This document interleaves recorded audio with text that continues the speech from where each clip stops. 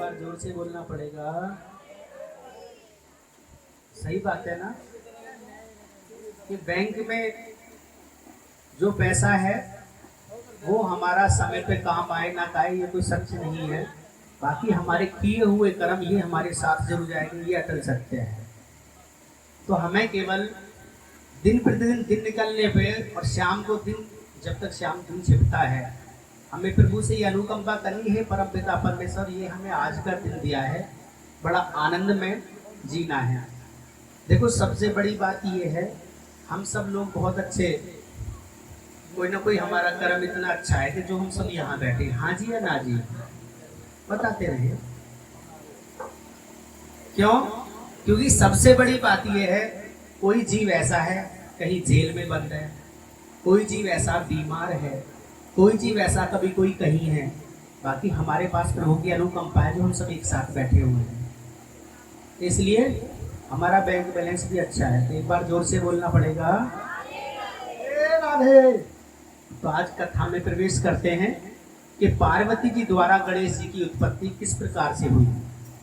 बोलो गणेश भगवान की, बोलो पार्वती मैया की, बोलो शंकर भगवान की, बोलो नंद के आनंद की, और आनंद भगवान की जय।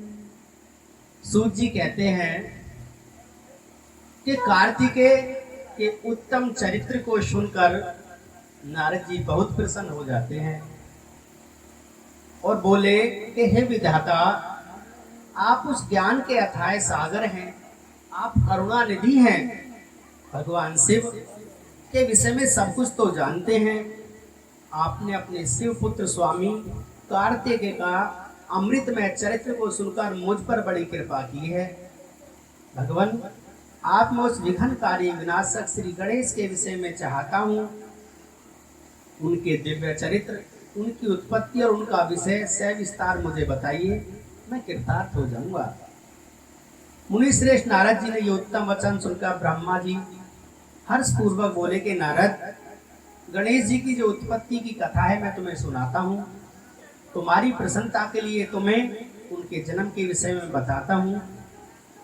एक बार की बात है, देवी पार्वती दो सखियां जया और विजया जो सदा से ही उनके पास रहती हैं और उनके पास से ही आई हैं और बोली हैं कि हे सखी, यहाँ कैलाश पर्वत में भगवान शिव के असंख्य गण हैं।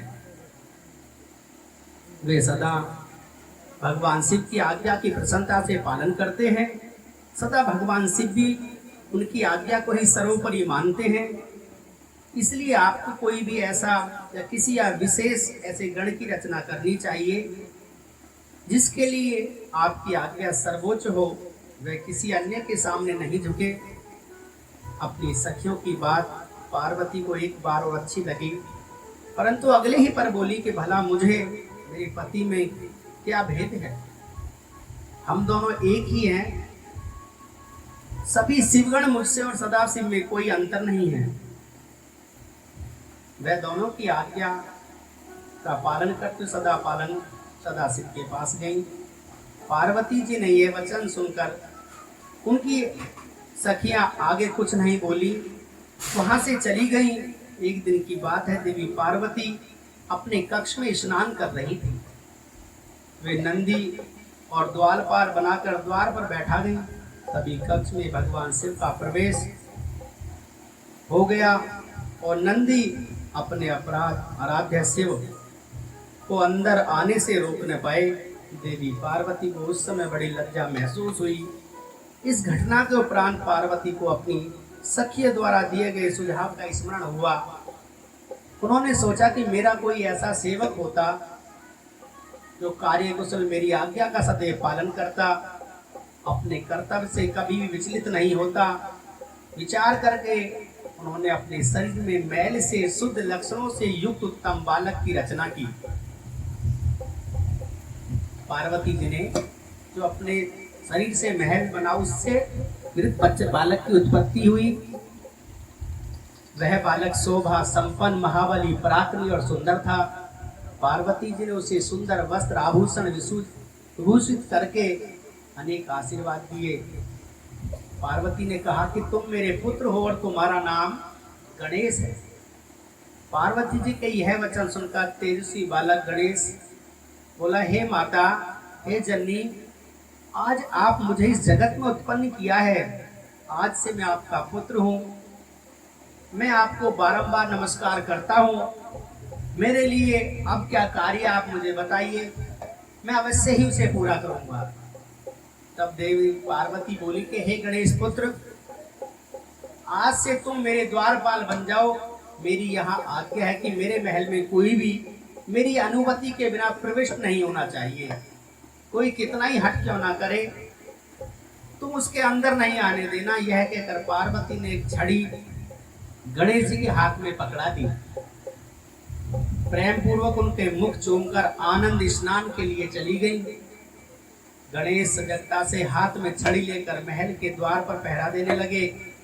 उस समय भगवान शिव देवी पार्वती से मिलने की इच्छा लेकर महल में आ गए। तब वे द्वार पर गणेश ने उन्हें कहा कि हे देव, इस समय मेरी माता अंदर स्नान कर रही हैं, आप यहाँ से चले जाएं, तब बाद में आ जाना। यह कहकर उन्होंने भगवान शिव के सामने छड़ी अड़ा दी। गणेश जी ने भगवान शिव को पहले कभी नहीं देखा था, इसलिए वे उन्हें पहचान नहीं सके। यह देखकर भगवान शिव को क्रोध आ गया और बोले कि हे मूर्ख, तू मुझको अंदर जाने से रोक रहा है। तू नहीं जानता कि मैं कौन हूँ।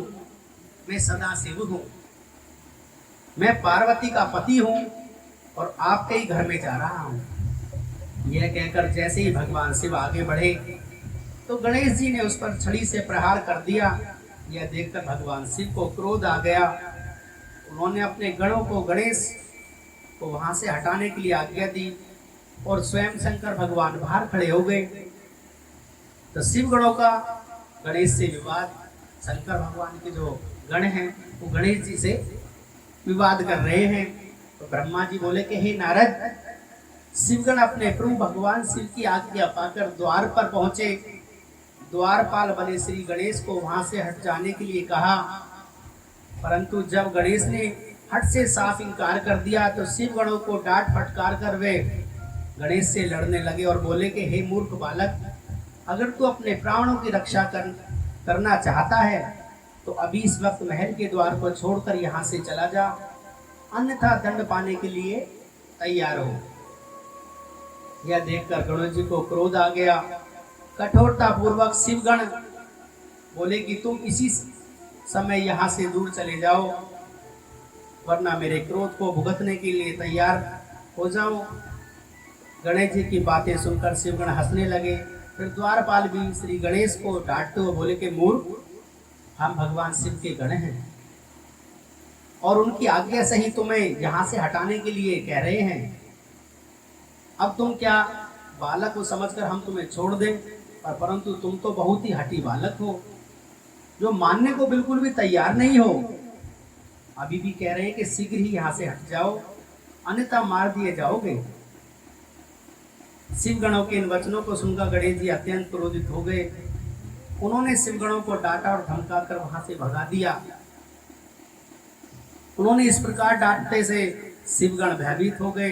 वहां से भागकर भगवान शिव के पास वापस आ गए। वहां जाकर उन शिवगणों ने स्वामी भगवान शिव को सारी बातें बताई। यह सुनकर भगवान शिव ने क्रोधित होकर श्री गणेश जी को द्वार से हटाने का आदेश अपने गणे को दिया। शिवगण पुनः द्वार पर पहुंचे और गणेश जी को हटाने के लिए कहने लगे। बोले गणेश ने वहां से हटने से साफ इनकार कर दिया। गणेश निर्भय और गणों से बोले कि मैं पार्वती का पुत्र हूँ, तुम भगवान शिव के गण हो, हम दोनों ही अपनी अपनी जगह अपने अपने कर्तव्यों का पालन कर रहे हैं। तुम शिव जी की आज्ञा मानकर मुझे द्वार से हटाना चाहते हो, परंतु मैं माता की आज्ञा मानते हुए उनकी बिना किसी आज्ञा प्राप्त किए किसी को भी द्वार के अंदर नहीं जाने दूंगा। मुझे बार बार द्वार से हटाने के लिए ना कहो, जाकर अपने आराध्य स्वामी को इसकी सूचना दे दो। तब शिवगण भगवान शिव के पास गए, उन्होंने बताया, अवगत करा दिया। भगवान शिव तो महान लीलाधारी हैं, उनकी बातों को समझ पाना ही अत्यंत कठिन है। यह सुनकर उन्होंने अपने गणों से कहा, वह छोटा सा बालक अकेला तुम्हें डरा रहा है, तुम इतनी अधिक संख्या में होकर उससे डर रहे हो, जाओ जाकर उससे युद्ध करो, उस बंदी बनाकर द्वार के सामने से हटाकर उसे मेरे सामने ले आना। आपने देखा होगा जब कुछ लोग अच्छे होते हैं और कहीं लड़ाई झगड़ा हो जाता है तो वहाँ पे कुछ लोग ऐसे आते हैं जो बड़े चतुर चालाक होते हैं। वो क्या करते हैं, आपको लगेगा कि लड़ाई रोक रहे हैं पर वो लड़ाई आगे आपको ताने देते हैं। उसी प्रकार से, क्योंकि लड़ाई बंद कैसे हो गई, ये लड़ाई आगे कैसे चालू हो, उसी प्रकार से शिवगण गणेश जी को बार बार उन्हें यातना दे रहे कि आप चले जाओ, आप शंकर को नहीं जानते। शिवगणों से गणेश जी का युद्ध। गणेश जी कहते हैं कि आप मुझे डराओ नहीं। ब्रह्मा जी बोले कि हे नारद, जब भगवान शिव ने इस प्रकार से गणों की आज्ञा दी तो द्वार पर खड़े उस गण को किसी भी प्रकार से नहीं हटा सके। तब शिवगण निर्भय होकर पुनः महल के द्वार पर आ खड़े हुए। उन्हें देखकर गणेश जी हंसने लगे, बोले कि तुम फिर से आ गए, तो मैंने अभी समझाया था कि आप यहाँ हटने वाले नहीं हो। मेरी माता पार्वती ने मुझे इसलिए उत्पन्न किया है ताकि मैं उनकी हर आज्ञा का पालन कर सकूं। मेरे लिए उनकी आज्ञा ही सर्वश्रेष्ठ है। उनकी अवज्ञा मेरे लिए अज्ञानतावश नहीं है। तुम मेरे ऐसे बार बार मुझे परेशान करने के लिए यहाँ आ जा रहे हो। तब शिव जी गण बोले कि अरे मूर्ख, अब की बार हम तुझे विनम्रता से कहने आए हैं, क्योंकि लातों के भूत बातों से नहीं मानते।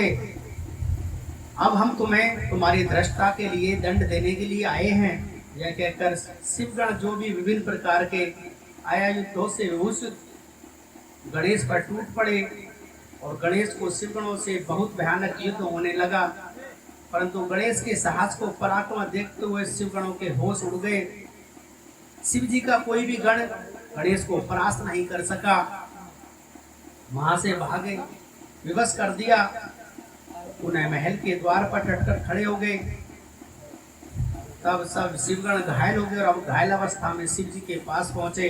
उन्होंने अपनी सारी बातें बताई कि हे नारद, तभी मैं श्री हरि भगवान शिव के दर्शनों के लिए कैलाश पर पहुंचे। वहां हमने भगवान शिव को इस प्रकार चिंतित देखकर उनकी परेशानी का कारण पूछा। तब शिव जी ने कहा कि हे विधाता, हे विष्णु, मेरे महल के द्वार पर एक बालक हाथ में छड़ी लेकर खड़ा है। वह मुझे महल के भीतर नहीं जाने दे रहा।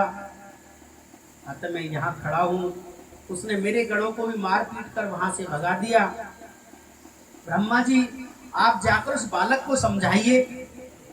तब मैं भगवान शिव की आज्ञा से गणेश को समझाने के लिए यहाँ गया और मुझे वहां आया देखकर गणेश जी का क्रोध और बढ़ गया। वे मुझे मारने के लिए दौड़ते हैं और मेरी दाढ़ी मुंह से नोच डाली और मेरे साथ गए गणों को प्रताड़ित कर कहने लगे। यह देखकर मैं वहां से लौट आया हूँ। भगवान शिव ने मेरी सारी घटना बता दी। यह सुनकर उन्हें बहुत क्रोध आया। तब शिव जी ने इंद्रियों द्वारा सहित देवताओं, भूत प्रेत आदि से गणेश जी को द्वार से हटाने को कहा।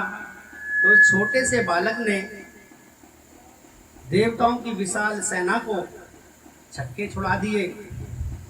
जब वह बात की सूचना महादेव जी को मिली तो बहुत क्रोधित हुए, स्वयं ही गणेश को दंड देने के लिए चल दिए।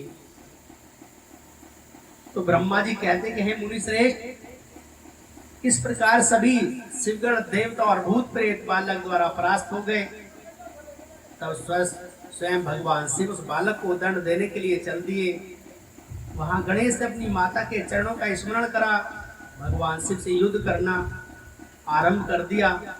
एक छोटे से बालक को इस प्रकार निर्भयता पूर्वक युद्ध करते देखकर भगवान शिव आश्चर्यचकित रह गए कि इतना वीर पराक्रमी साहसी बालक देखकर शिव जी को एक पल अच्छा लगा, परंतु तभी अगले पल उन्हें बालक की दृष्टा पर स्मरण हो गया।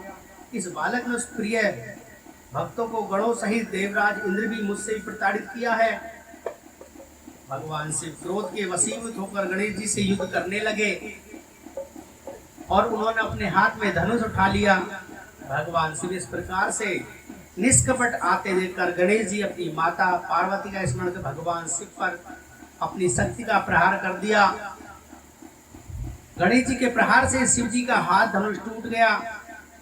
तब उन्होंने पिनाक उठा लिया, परंतु गणेश जी ने उन्हें गिरा यह देखकर शिव जी का क्रोध सातवें आसमान पर पहुंच गया। उन्होंने त्रिशूल उठा लिया तो गणेश जी त्रिलोकीनाथ भगवान शिव के बीच अत्यंत भयानक युद्ध छिड़ गया। भगवान शिव तो सर्वेश्वर हैं, सब देवताओं के श्रेष्ठ हैं, उनकी जो लीला है वो भी अपरंपार है। उन्होंने माया से भगवान शिव को सर्वेश्वर देखकर लीलाधारी उसकी माया को समझ नहीं पाए, और माया का समझना किसी के बस में भी नहीं है। ये महान वीर पराक्रमी, उनकी शक्ति की ललकारना स्वयं मृत्यु को बुलावा देना है। और गणेश जी यह नहीं समझ पाए। अपनी माता का आशीर्वाद पाकर गणेश ने अपने अजय जानकर पूरे पराक्रम से युद्ध किया। दोनों में भीषण युद्ध चलता रहा। सभी देवता शिवगणों के साथ में उनका वह युद्ध विस्मय होकर देखते रहे। जब गणेश जी किसी भी तरह से अपने हट से पीछे नहीं हटने को तैयार हुए तो भगवान शिव के क्रोध से सारी सीमाएं टूट गईं। उन्होंने अपने त्रिशूल से श्री गणेश जी का सिर काट दिया। गणेश जी का सिर कट जाने पर पार्वती जी का क्रोध एवं गणेश भगवान को जीवन दान। नारद जी बोले कि हे ब्रह्मा जी, जब भगवान शिव ने क्रोध होकर देवी पार्वती के प्रिय पुत्र गणेश का सिर काट दिया है तो फिर क्या हुआ? जब देवी पार्वती को गणेश की मृत्यु की सूचना मिली, भगवान मुझ पर इसकी कृपा, मुझे आगे का वृतांत के बारे में मुझे बताइए। तो नारद जी इस प्रकार प्रश्न करके ब्रह्मा जी मुस्कुराए, बोले कि नारद, जैसे ही भगवान शिव के क्रोधवश उस बालक का सिर काट कर उसके मौत के घाट उतार दिया, वैसे ही वहां खड़े सभी शिवगण प्रसन्नता से देखते हुए बनती थी। उन सभी ने खुश होकर बाजे बजाए। वहां बहुत बड़ा उत्सव होने लगा। सब मस्त होकर नाचने लगे कि भगवान शिव की चारों ओर तरफ जय जयकार होने लगी। दूसरी ओर पार्वती स्नान कर चुकी थी और जो उनकी सखी थी वो बाहर भेजी। वहां गणेश को अंदर बुलाने के लिए जैसे ही कहा तो जब देखा बाहर गई तो जो हाल देखा तो वे उस हाल को देखकर भयभीत हो गई। गणेश का सिर कटा हुआ देखकर अलग पड़ा हुआ था, धड़ अलग था। सभी देवता विष्णु प्रसन्न होकर नृत्य करने लगे। यह दृश्य देखकर पार्वती की सखी भागी भागी भीतर गई और जाकर पार्वती को इन बातों के अवगत कराया। उन्होंने अपने पुत्र गणेश की मृत्यु का समाचार पाते ही देवी पार्वती अत्यंत दुखित और क्रोधित हो गई। उन्होंने रोना आरंभ किया, रोते बिलखते कहती, हाय ये क्या हुआ, कहाँ जाऊं, मैं तो अपने पुत्र की रक्षा भी नहीं कर सकी।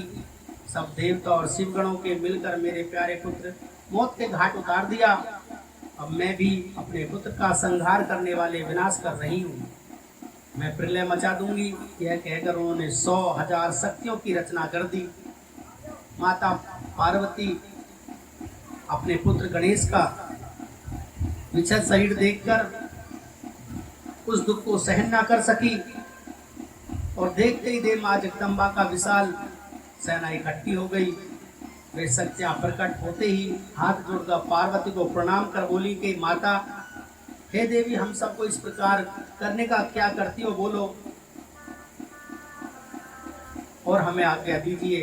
तब क्रोध से तमतमाती माता देवी पार्वती बोली कि तुम सब जाकर मेरे पुत्र का वध करने वाले का नाश कर दो, तुम देव सेना के प्रलय मचा दो। आज्ञा पाते ही देवी पार्वती की वह शक्तिशाली सेना वहां से चली गई। बाहर जाकर देवता और शिवगण आक्रमण कर दिया। बाहर जाकर उन्होंने देखा कि देवता शिवगण आक्रमण कर दिया है तो क्रोधित देवी किन्हीं देवताओं को पकड़ पकड़ कर मुंह में डाल लेती थी। किसी को अस्त्र शास्त्र प्रहार कर रही थी, कोई अपनी जान बचाने लगा था, जहां तहां भागने लगे। यह नजारा देख भगवान शिव, मैं और श्री हरि विष्णु बहुत चिंतित हुए। हमने सोचा अगर इन देवीय शक्ति को न रोका गया तो पल भर में देवताओं की समाप्ति हो जाएगी, इस धरा पर प्रलय हो जाएगी। ये सोचते ही विनाश लीला को कैसे रोका जा सकता है। नारद उस समय तुम आकर कहने लगे इस संघार को देवी पार्वती रोक सकती हैं। इसलिए आवश्यक है कि तुम उनकी स्तुति करके प्रसन्न कीजिए, किसी भी तरह उनके क्रोध को शांत कर दीजिए। सभी देवी और देवताओं का तुम्हारा यह विचार बहुत पसंद आया है, परंतु देवी पार्वती के गुस्से से घबरा रहे थे। उनके सामने जाने का साहस किया किसी में भी नहीं था। सबने तुम्हें आगे मैंने कह दिया है। अब हम सब महल के भीतर पार्वती के पास गए। देवता मिलकर देवी की स्तुति करने लगे, बोले कि हे जगदम्बा, हे चंडिका, हम सब आपको प्रणाम करते हैं। हे आदि शक्ति, आप परम स्नेही शक्तिशाली हैं, इस जगत की रचयिता हैं, आप ही प्रकृति हैं। आप प्रसन्न होकर हमारे मनवांछित फलों को देती हैं, जबकि क्रोध होने पर सब कुछ छीन लेती हैं। हे देवी, हम सब पर आपके अपराध के लिए क्षमा याचक हैं। हम सब आपके अपराध को क्षमा कर दो, अपने क्रोध को शांत करो। हे महामाई, हमारे चरणों में अपना शीश झुकाते हैं। हे माता, हम पर अपनी कृपा दृष्टि करो। हे परमेश्वरी, सब कुछ भूलकर प्रसन्नता हो जाओ, भयानक रक्तपात को छोड़ दो। इस प्रकार देवताओं की स्तुति सुनकर देवी चुपचाप कुछ समय सोचकर बोली कि हे देवताओं, वैसे तो तुम्हारा अपराध सर्वथा क्षमा के योग्य नहीं है, पर सिर्फ एक शर्त पर स्वीकार कर सकती हूँ। यदि मेरा पुत्र गणेश पहले की भांति जीवित हो जाए तो मैं आपका अपराध क्षमा कर दूंगी। यह सुनकर सब देवता चुप हो गए, क्योंकि यह असंभव कार्य किसी भी देवता के हाथ जोड़कर करुणावस्था में भगवान शिव के सामने खड़े हो गए। बोले कि हे भगवान, अब आप हमारी रक्षा कर सकते हैं। जिस प्रकार हमारे गणेश का सिर काटकर उसे मारा है, उसी प्रकार उसे जीवित कर दीजिए। देवताओं की प्रार्थना सुनकर भगवान से बोले कि देवताओं, तुम परेशान मत होइए, मैं वही कार्य करूंगा जिसे तुम्हारा मंगलमय हो। तो भगवान शिव ने देवताओं को आदेश दिया कि उत्तर दिशा में जाओ, जो भी पहला प्राणी आपको दिख जाए उसका सिर काट के ले आना। तब उन्होंने सिर पर गणेश के धड़ पर जोड़कर उसे जीवित कर देंगे। देवता उत्तर दिशा की ओर चल दिए। वहां सर्वत उन्हें एक दंत वाला हाथी मिला, वह उसका सिर काट कर ले गए। वहां महल में द्वार पर वापस आकर उन्होंने गणेश को धड़ को धो पोंछ कर साफ किया, उसकी पूजा की। तब उसके हाथी का सिर लगा दिया। श्री हरि विष्णु से भगवान शिव के चरणों का ध्यान और मंत्रों से अभिमंत्रित जल गणेश के मृत शरीर पर छिड़का, तो जल के छिड़कते ही भगवान शिव की कृपा से वह बालक ऐसे उठ खड़ा हुआ जैसे अभी अभी नींद से जगा हो। इस बालक पर हाथी का मुख लग जाने से वह गजमुखी हो गया, फिर भी बहुत सुंदर और दिव्य लग रहा था। रक्तपात इस बालक अद्भुत शोभा से आलोकित हो रहा था। जब भगवान शिव की कृपा से पार्वती पुत्र गणेश जीवित को हो गए, तो शिवगण अत्यंत प्रसन्न होकर नृत्य करने लगे। उनका सारा दुख क्षण पल में ही समाप्त हो गया और देवी पार्वती अपने प्रिय पुत्र गणेश को जीवित देखकर प्रसन्न होकर क्रोध और शांत हो गई। बोलो गणेश भगवान की जय।